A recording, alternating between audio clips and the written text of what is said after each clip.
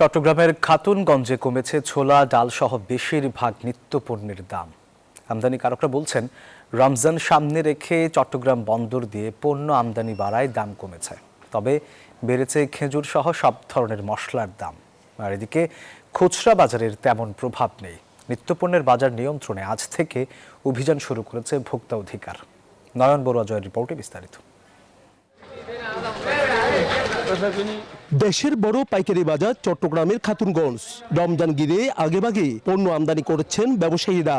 সরবরাহ বাড়ায় ছোলা ডাল সহ বেশিরভাগ নিত্যপণ্যের দর কিছুটা কমেছে।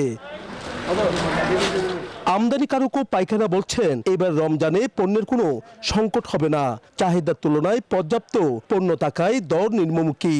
গত বছরের তুলনায় এই বছর বাজারে কম ছোলা আপনার 30-40 টাকা কম।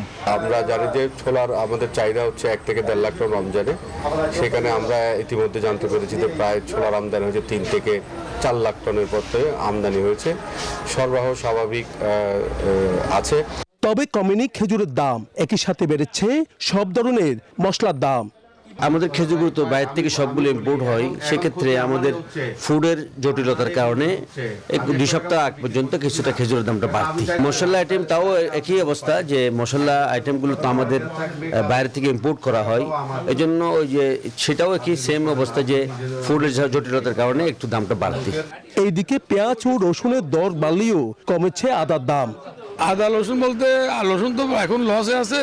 এখন রসুন তো 140 টাকা ভত্তা, ইনপোর্টার তো ব্যস্ত হয় 130 টাকা 35 টাকা। আর আদা মানে ভত্তা অনুযায়ী এখন লস দিয়ে ব্যস্ত হয়।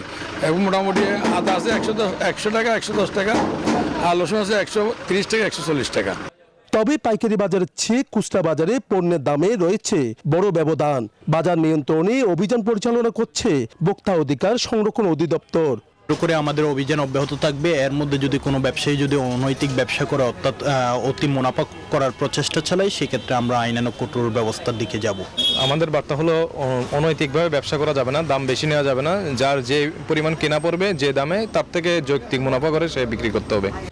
রমজান মাস জুড়ে এই অভিযান অব্যাহত রাখার দাবি ভোক্তাদের।